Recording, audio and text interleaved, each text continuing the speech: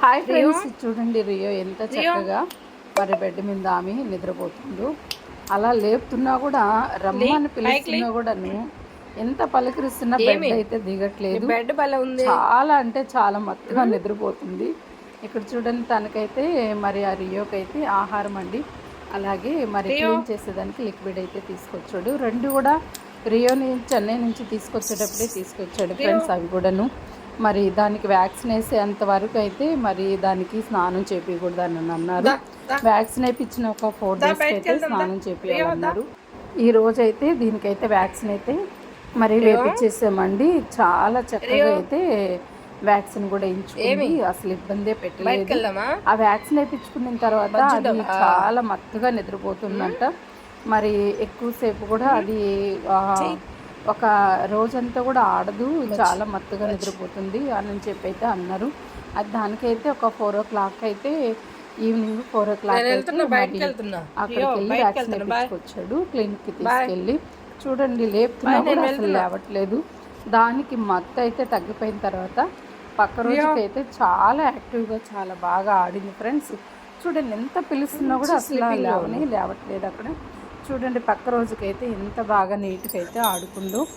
చూడండి, అసలు ఆ బాల్ వేస్తుంటే దాంట్లో ఎంత చక్కగా కొరుక్కొని ఆడుతూనే ఉంది. మరి దానికైతే ఇప్పుడైతే ఆకలేస్తుంది. మరి చూడండి, ఆ జిలకి గీరుకుంటుంది అని చెప్పి కూడాను మరి అక్కడైతే నేను మా బాబు అయితే మాట్లాడుకుంటున్నాం. అది చూడండి ఎంత నీట్గా వాడి పైకి ఎక్కేస్తుందో. నిజంగా మనుషుల కన్నా మరి ఇటువంటి నోరు లేని జంతువుల పట్ల మనం ప్రేమ చూపిస్తే వాటికి ఎంత విశ్వాసంగా ఉంటాయో మనుషులు కూడా ఉండరండి. మనం కొంత సహాయం చేస్తే వెంటనే మర్చిపోయే రోజులు ఇవి.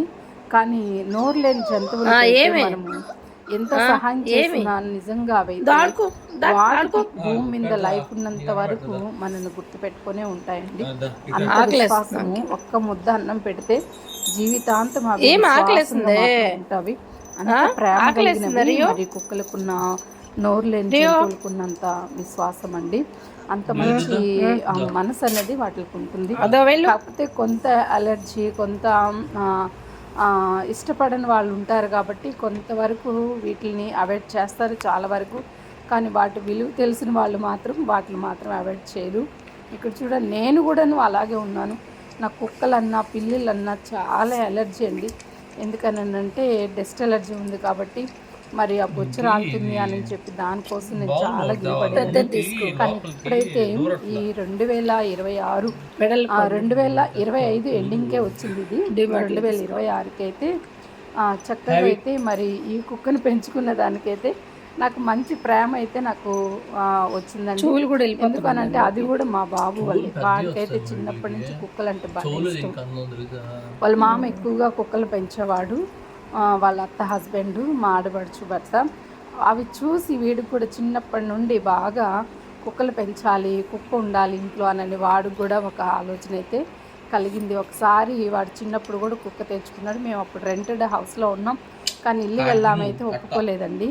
అందుకోసం వాడు బాధతో ఆ కుక్కను ఎత్తుకెళ్ళి బయట వాళ్ళకి ఇంకా అమ్మేశాడు. అయితే అలా అమ్మేసిన తర్వాత అది చాలా చిన్న పిల్ల, అది కూడా డేస్ కుక్క. మరి అది చేసిన కొద్ది రోజులకి వాళ్ళ దగ్గర చనిపోయింది. మరి వాడు వెళ్ళిన తర్వాత చాలా బాధపడ్డాడు. ఎప్పటికైనా నేను కుక్క పెంచుకోవాలన్నాడు. వాడు సంతోషం ఎందుకు కాదనాలని అయితే ఈ సంవత్సరం అయితే వాడికి కుక్క తెచ్చుకుంటాను అని అంటే ఒప్పుకున్నాను. దానికి కూడా నేను అడిక్ట్ అయిపోయాను. మీకు ఎలా అనిపిస్తుందో చూడండి ఫ్రెండ్స్. నమస్తే.